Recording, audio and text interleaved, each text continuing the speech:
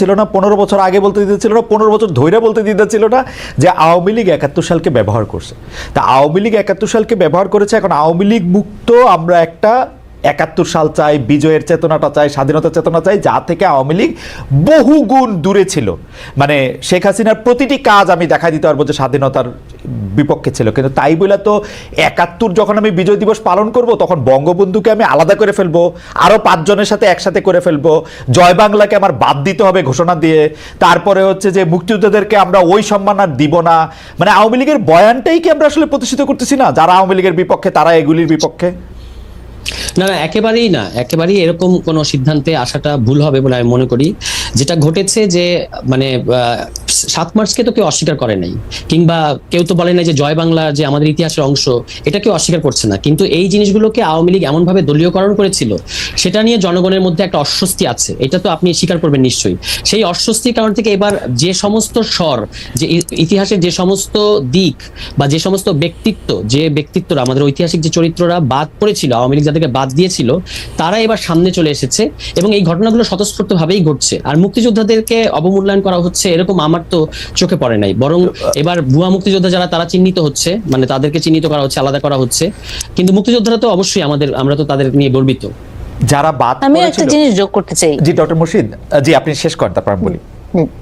না, আমি যেটা বলতে চাচ্ছিলাম যে এই যে আপনি যে প্রশ্নগুলো তুললেন যে এই যে জয় বাংলা বাদ দেওয়া বা 7ই মার্চ, এগুলো নিয়ে যে এখন সরকারি জায়গা থেকে যে প্রশ্ন উঠাচ্ছে, সেটাও কিন্তু আসলে একটু সমস্যাজনক। কারণ আমরা তো যেমন এই অন্তর্বর্তী সরকারের কাছে থেকে আমাদের আশা আকাঙ্ক্ষাগুলো কি, আমরা ছিল যে কিছু ধরনের সংস্কার হবে, আমাদেরকে ইলেকশনের পথে নিয়ে যাবে। এইসব কথা তোলা বা বাতিল করা বা বাতিল না করা বা এগুলো কোর্টে আনা না আনা, এগুলো কিন্তু একটু পলিটিক্যাল মনে হয়। তখন মনে হয় কি যে খামাখা উস্কে দিচ্ছেন কেন। ডক্টর মুর্শিদ, আমি আপনার সাথে শতভাগ একমত। সরি, আপনি শেষ করেন, মানে আপনার সাথে একমত হয়ে গেছি। না না না, ওটা যে এখন একটা উস্কে দিয়ে মানুষ এটা নিয়ে কথা বলছে, এগুলো নিয়ে ডিস্ট্রাক্টেড হয়ে যাচ্ছে।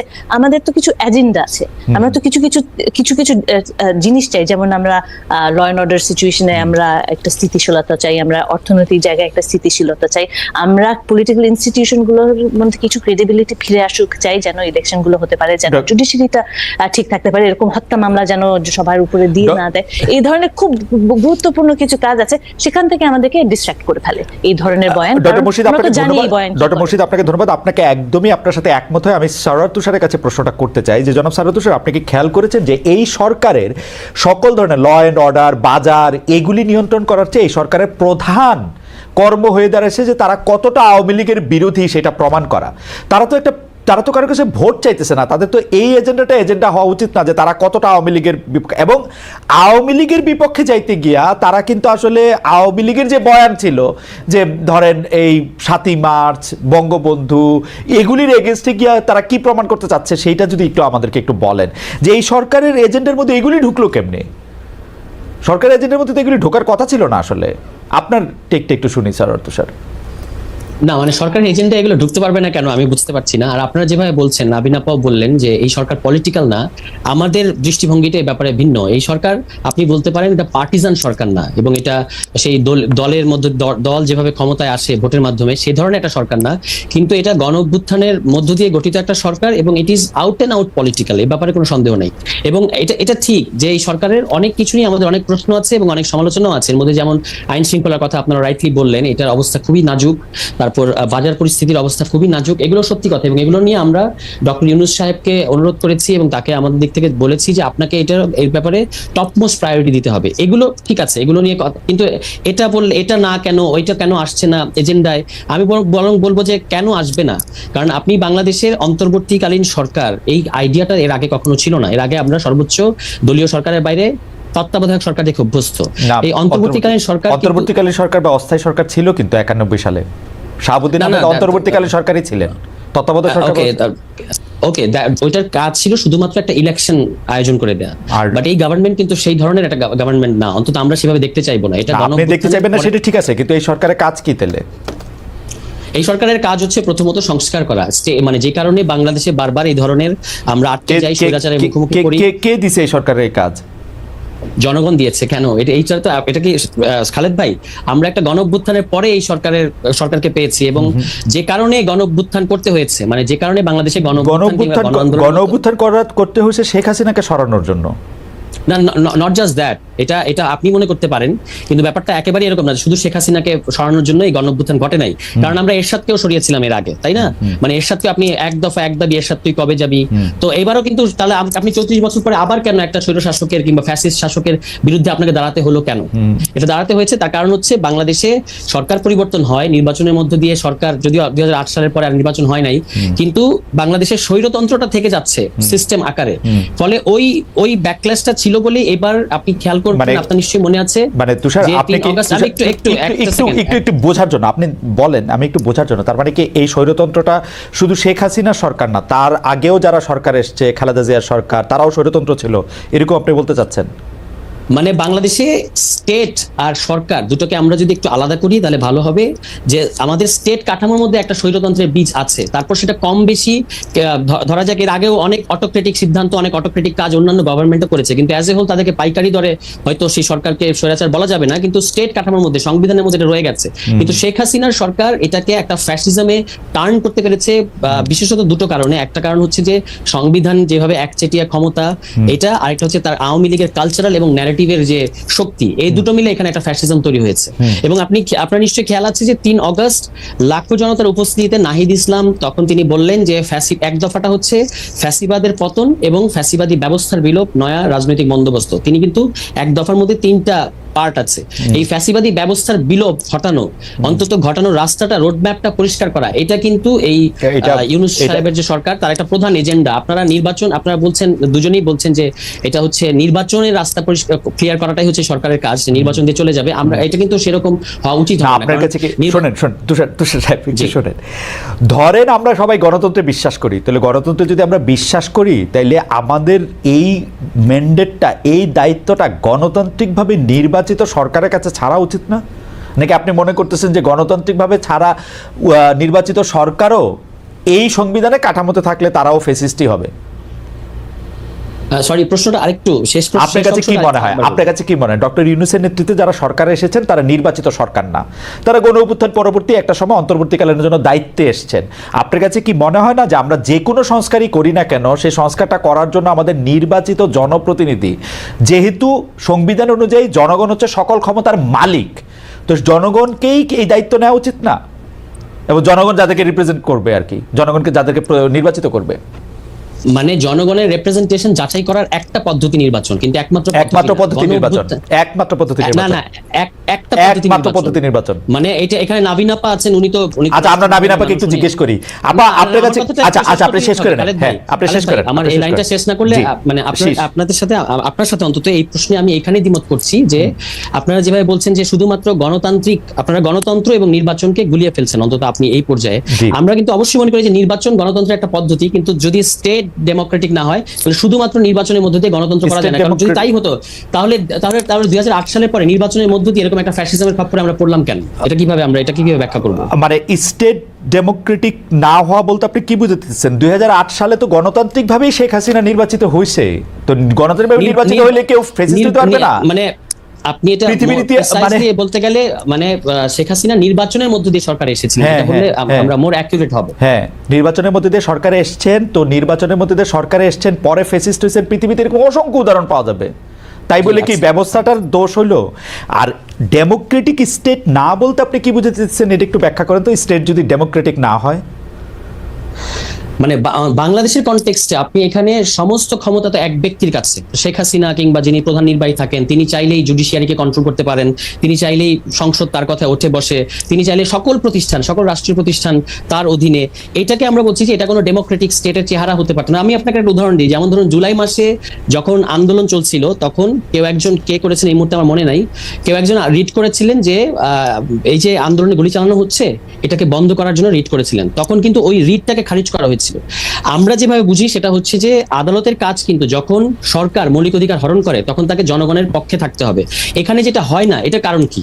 এটার কারণ হচ্ছে যে এখানে স্টেট ডেমোক্রেটিক না এবং এখানে ইনস্টিটিউশনগুলো স্বাধীনভাবে সিদ্ধান্ত নিতে পারে না। আমি জনাব তুষার আপনাকে একটু আমি জাস্ট একটু অনুরোধ করি যে বাংলাদেশের সংবিধান অনুযায়ী কিন্তু বিচার বিভাগ আলাদা, স্বাধীন বিচার বিভাগ, কারো উপরে বিচার বিভাগের উপর কারো কোনো হস্তক্ষেপ থাকার কোনো সুযোগ নাই। উচ্চ আদালতে তো বটেই, বাংলাদেশের সংবিধান এই গ্যারান্টি দেয় বাংলাদেশে কোনো ট্রায়াল কোর্ট কোনো সময় ট্রায়াল কোর্টের উপরেও নির্বাহী বিভাগের কোনো হাত থাকার কথা না। এটা সংবিধানের কোনো দোষ না, ডেমোক্রেটিক স্টেটের কোনো দোষ না। আমি জানি না যে এটা মানুষের ব্যবহারের দোষ, এটা হচ্ছে আমার টেক।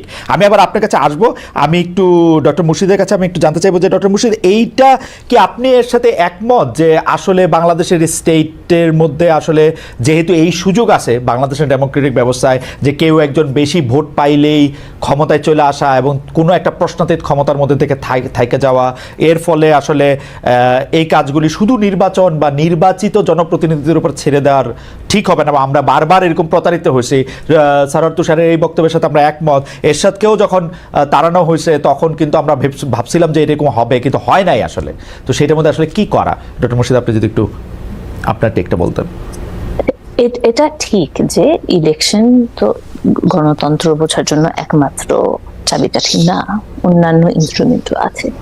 যেমন কি গুরুত্বপূর্ণ হচ্ছে পলিটিক্যাল ইনস্টিটিউশন। গণতন্ত্র মানে কি? যে মানুষ, জনসাধারণের, জনগণের প্রতিনিধিত্ব করবে সরকার। সরকার কি মানুষের প্রতিনিধিত্ব করছে কিনা, এবং সেটার জন্য কি দরকার?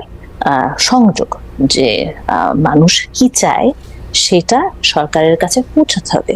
ইলেকশন হচ্ছে এমন একটা ইনস্ট্রুমেন্ট যেটার মাধ্যমে জনগণ সরকারকে সেই বার্তাটা পৌঁছে দেয় যে কে কি চায়, কার প্রেফারেন্স কি, ইত্যাদি ইত্যাদি। সেটা কি একমাত্র উপায়? একমাত্র উপায় না, অন্যান্য উপায় আছে, যার কারণে পলিটিক্যাল ইনস্টিটিউশনস গুলো খুব ইম্পর্টেন্ট হয়ে যায়। যার কারণে আমিও গণতান্ত্রিক সরকারকে নির্বাচন করার, নির্বাচন ছাড়ার আর কি উপায় আছে? না, আমি বলছি যে কোন আমরা যখন ডক্টর মুর্শিদকে আমি শুনতে পাচ্ছি না। আচ্ছা, আমরা হ্যালো শুনতে পাচ্ছেন? হ্যালো ডক্টর মুর্শিদের ইয়াটা একটু কানেকশনটা একটু ঠিক হওয়ার ফাঁকে আমরা কি একটু আবার সারোয়ারের কাছে যাব? ডক্টর মুর্শিদ আপনার কথা আমি শুনতে পাচ্ছি না। আপনি শুনতে পাচ্ছেন? এখন শুনতে পাচ্ছেন? আমি শুনতে পাচ্ছেন না। এটাকে একটু ঠিক করতে হবে। হ্যাঁ, আচ্ছা ঠিক আছে। ডক্টর মুর্শিদের কানেকশনটা আমরা পেতে আমরা একটু সারোয়ারের কাছে যাই। যে স্যার তুষার, আপনি আমার উপরে রাগ হয়ে না, আমাকে একটু আসলে বোঝান তো যে আসলেই আপনারা এটা মনে করতেছেন কিনা যে ডেমোক্রেটিক সিস্টেমের মধ্যেও একটা সুপার ডেমোক্রেসি থাকা উচিত, যেটাতে ধরেন আপনার মতো মেধাবীরা বা যোগ্য ব্যক্তিরা একটা সংস্কার বা একটা কিছু আপনারা করে দিবেন এবং জনগণ এটার ফলো করে। ঘরের মধ্যে একটা মশারির কথা কি আপনারা ভাবতেছেন? বিষয়টা কি আসলে? আমি যদি গণতন্ত্রে বিশ্বাস করি, আমাকে তো বিশ্বাস রাখতে হবে বেশিরভাগ লোক, আমি সরলভাবে যা বুঝি আর কি। এটা আমাকে আরেকটু বুঝান তো তুষার, বিষয়টা কি আসলে? না, ঘরের মধ্যে মশারি নট এট অল এরকম না। ব্যাপারটা হচ্ছে যে তুষারকেও শুনতে পাচ্ছি না। আপনি শুনতে পাচ্ছেন এখন? আমি কিন্তু শুনতে পাচ্ছি, আমিও শুনতে পাচ্ছি। ওনারা আমাকে শুনতে পাচ্ছেন কিন্তু আমি ওনাদেরকে শুনতে পাচ্ছি না। আমি নাবিল মুর্শিদকে শুনতে পাচ্ছি না। Can you fix it? Tushar একটু কথা বলবেন? আমি শুনতে পাচ্ছি, খালেদ ভাই এবং নাভিন আপা আমিও শুনতে পাচ্ছি। আর সবাই শুনতে পাচ্ছেন?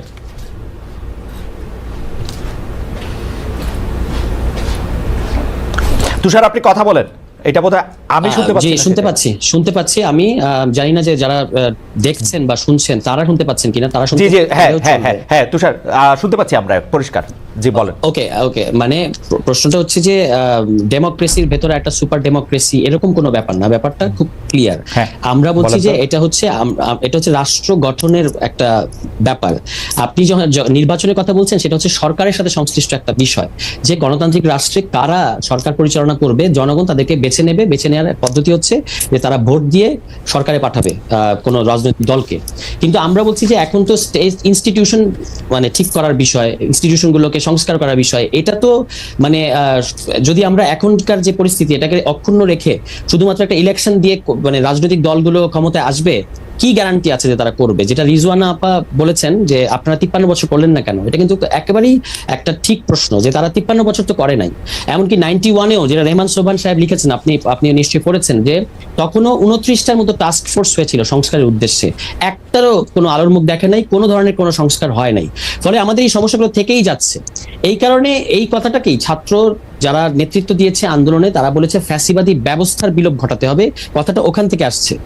এই কারণে আমার বলা হচ্ছে যে এবার আপনাকে সংবিধান ঠিক করতে হবে, ইনস্টিটিউশনগুলো ঠিক করতে হবে, এবং তার অধীনে একটা মানে কে সরকারে আসবে সেটার জন্য নির্বাচন হবে। এটাতে অসুবিধা কি? নির্বাচনকে আমরা কেন এইভাবে মানে নির্বাচন বনাম সংস্কার এরকম একটা, এবং নির্বাচন ছাড়া কাদের আর ম্যান্ডেট আছে, এই প্রশ্নগুলো আমার কাছে ভুল মনে হয় এবং তর্কগুলো ভুল মনে হয়।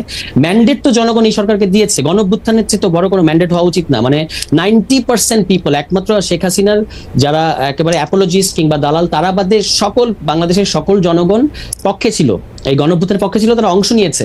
এর চেয়ে বড় ম্যান্ডেট বাংলাদেশের ইতিহাসের কেউ পায় নাই। হ্যাঁ, ইটস ট্রু, এই সরকার অনেক ফ্র্যাজাইল, অনেক দুর্বল, অনেক কাজ ঠিক মতো করতে পারছে না, যেমন করা উচিত, যতটা ফার্মনেস দেখানো উচিত ততটা দেখাতে পারছে না।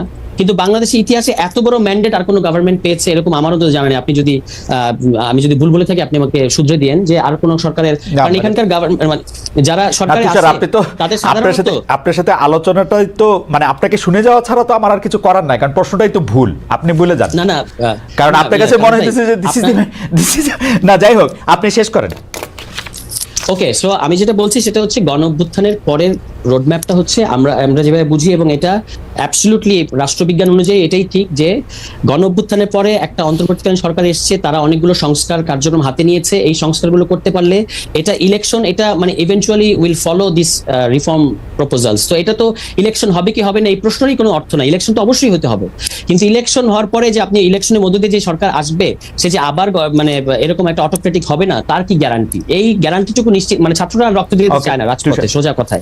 এই কারণে তারা কিছু প্রিভেন্টিভ মেজার্স নিচ্ছে, এটাতে আমাদের সবার তাদেরকে সমর্থন করা উচিত। তুষার, আপনাকে ধন্যবাদ। আমি একটু আবার ডক্টর মুর্শিদের কাছে আসি। ডক্টর মুর্শিদ, আপনি এই বক্তব্যের সাথে একমত কিনা? আমি একটু আপনার কাছে বুঝতে চাইছিলাম যে এটা তো তুষার তো শেষ কথা বলে দিচ্ছেন, যেহেতু এটা একটা অভ্যুত্থানের মধ্যে আসছে, সুতরাং এটা হইলো সবচেয়ে বড় ম্যান্ডেট। আমি এটার ম্যান্ডেট মনে করি না, আমি এটা ম্যান্ডেট বুঝি না, কারণ আমি চাইলে সরকার এরকম গঠিত হইতো না।